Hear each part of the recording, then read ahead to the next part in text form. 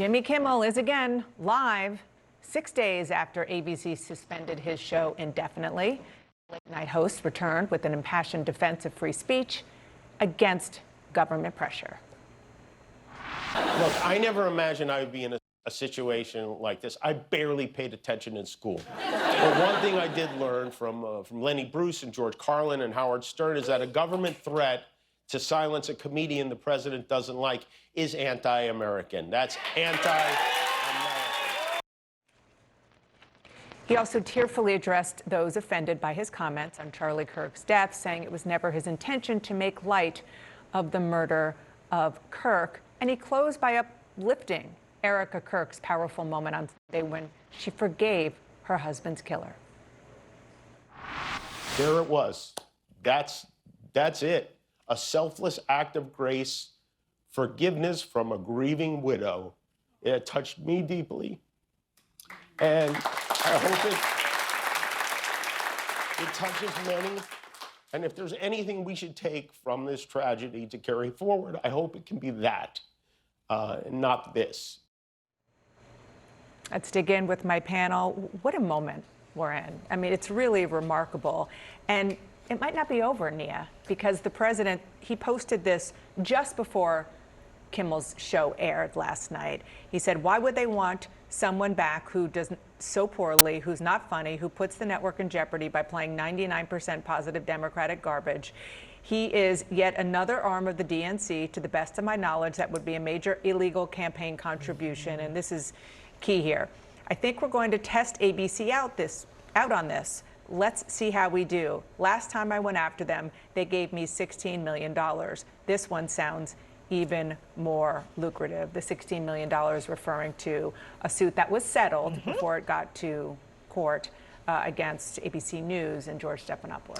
That's right. Listen, and we know that this is a president who loves lawsuits. He has had some success, as he reminds us over and over with ABC and with CBS too. We know that his FCC chair has talked about this idea of this equal time doctrine, and should it apply to a show like The View?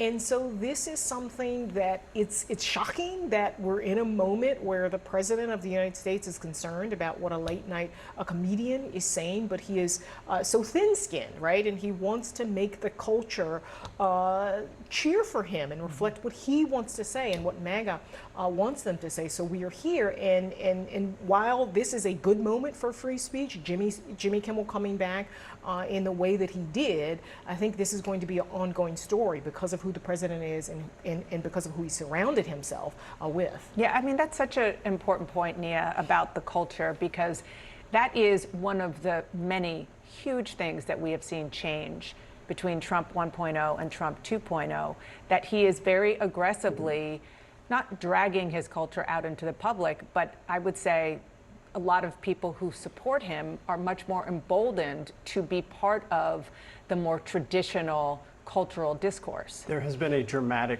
swing in the pendulum from how things were, the environment, I think, on a day-to-day basis inside culture in the United States from the first term to now. And I think that's critical to understanding this moment, the authority that the president is attempting to utilize right now, and his ability to not just secure a $16 million settlement in something that I don't think any broadcast network would have even considered 10 years ago, but also why that emboldens him to keep pushing for more. And I think we've seen it over the course of the last 8 months. The administration, the president, his top advisors, their willingness to challenge kind of general parameters or restraints that most people would never even consider, they hadn't even considered, maybe aspirationally in the first term. They're not only willing to challenge them, they're willing to push over the line repeatedly and see how far they can go. And I think it's an informative moment for businesses who are also facing a very different environment right now. Businesses, law firms, yes, across the board. And trying to figure out from a business perspective, is it worth a fight here? In the first term, the answer was always yes, without fail. They knew they had support and public support. This time, it has been a very different moment, and I think that camel's nose under the tent from those initial settlements is now being borne out. Or whether or not this is these media companies pushing the camel's nose back outside the tent.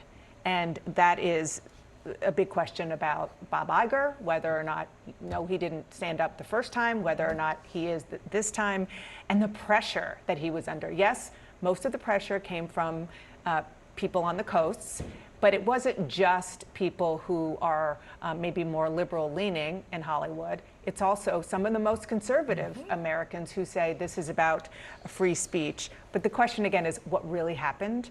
Listen to our friend Scott Galloway and Kara Swisher on their podcast. Because what happened here was they started getting actors probably called and said, I'm not going to work with Disney. They saw thousands of screenshots being sent to them saying, okay, I'm canceling Hulu. This was about money. Jeff? Well, look, I mean, that sort of lays bare what was happening in the run-up to Jimmy Kimmel returning. So many cancellations of Disney Plus and Hulu. So what I'm watching for next is what does Brendan Carr at the FCC do? What happens next with The View, to your point? And yes, Jimmy Kimmel was on last night, but he was not shown in pretty broad swaths of America. Wasn't shown here in Washington. Every place there is a Sinclair or a Nexstar station. We will see if the other station groups, what side they sort of take going forward. But going forward, I mean, to hear Ted Cruz, Rand Paul, pretty lonely Republican voices out there. If this continues, if this goes deeper, the White House clearly wants to take this deeper. President Trump wants to make this a fight. It animates his base, there's no doubt about it. It provides a bit of a distraction, some from other challenges he's facing, which are many, many. But to me, what does the FCC do from here? The idea of a station licenses being discussed. It hasn't been discussed since the Nixon era. Will that continue, or is this sort of a one and done and the White House kind of moves on? I think that President Trump likes this fight that he's in, and he has a very friendly FCC and an FCC commissioner. That's right. And listen, it is a test of sort of where the culture is. Where is the money? Is it on the right? Is it on the left? And here it was sort of, ABC at first was saying, well, there's the sort of the money and the pressure and the culture is moving to the right. And then there was this backlash. Some of it was from Hollywood and some of it was from people like Ted Cruz. And so this is a real moment. I mean, this is a president who came into office and seized the reins of the Kennedy Center, right? He's messing with what is at the Blacksonian, right? What is on the walls and the exhibits at the Blacksonian. So in some ways, this is a dream for conservatives. They have felt that sort of mainstream culture was too liberal for all these years, and now they've got somebody who has felt the same way and wants the culture to reflect him and reflect kindly on him. Yeah, I mean, that's sort of where I was going, and I was saying to Phil, is this has been a long desire for conservatives, one that, frankly, I don't think that they ever thought that they would be able to change much, and they are changing it in a big way. Or everybody stand by.